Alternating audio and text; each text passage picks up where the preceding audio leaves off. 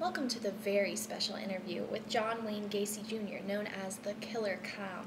John was convicted of 33 murders in 1980 and is sentenced to die in just a few days on May 10th, 1994. This is his last interview before he dies. Hi John, how are you doing? I'm doing well as I could be, considering I'm about to be put to death. Before we begin, I want the viewers to get a feel of your background. When and where were you born, and how was your family life? I was born on March 17th, 1942 in Chicago, Illinois.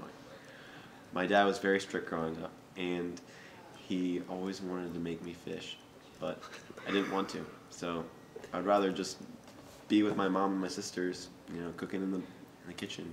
Were you close with your mother? Very close.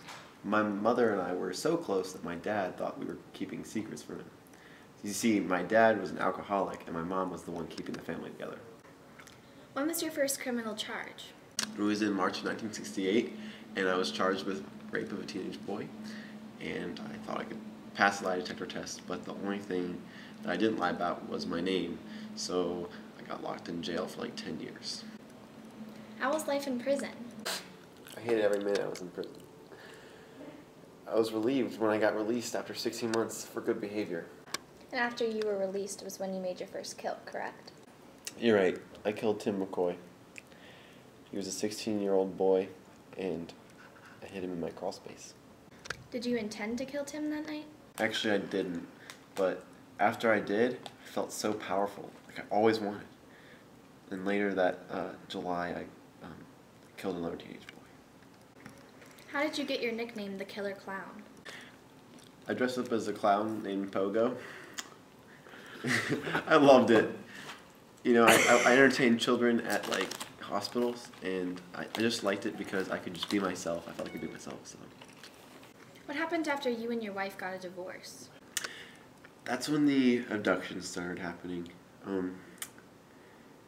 Some boys, I had to point a gun at their head just to get them to do what I wanted them to do. And when I killed them, I sometimes put handcuffs on them and strangle them or stab them. I even had to make more room underneath my house to fit all the dead bodies. The murder that led to you being found was the murder of Robert Peast. Can you tell me more about this? Sure. I was able to lure Robert into my car after a late shift one night, and you can kind of guess what happened after that. He was my 33rd and last murder. What did the police find when they searched your house? All the dead bodies. They found multiple items that belonged to some of the boys that I killed, and so they put me under 24-hour surveillance. How did they find the bodies? This is actually kind of a funny story. I was having one of the surveillance officers over, and they smelled a weird odor coming from the vent, and that's kind of when I knew it was over, so I confessed the whole story from the beginning to the end, and I was arrested that night on December 21st, 1978, for the murder of 33 boys. Well, I would like to end by thanking you for your time and wishing you good luck for the next few days you have left to live. Thank you.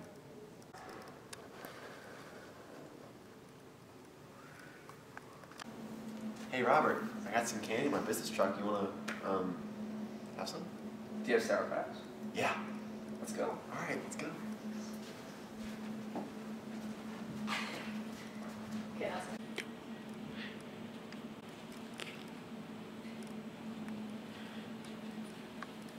So this is the investigators looking at my dead body collection,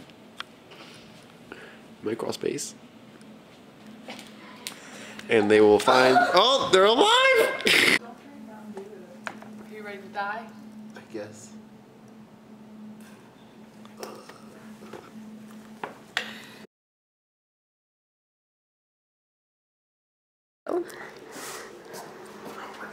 Wait, I'm sorry.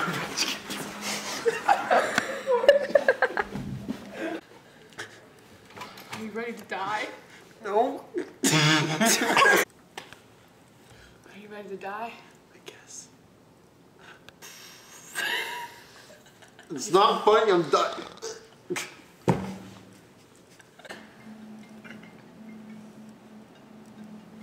Bye.